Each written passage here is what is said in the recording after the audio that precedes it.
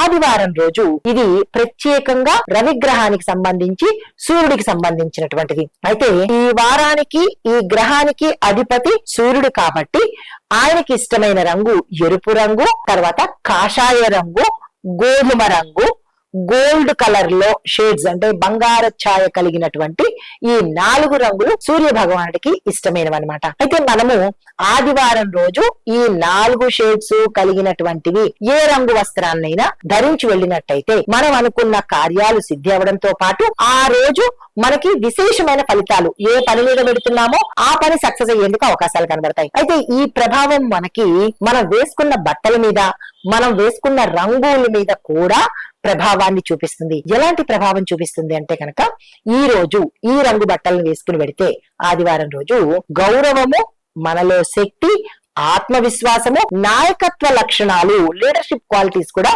పెరుగుతాయన్నమాట.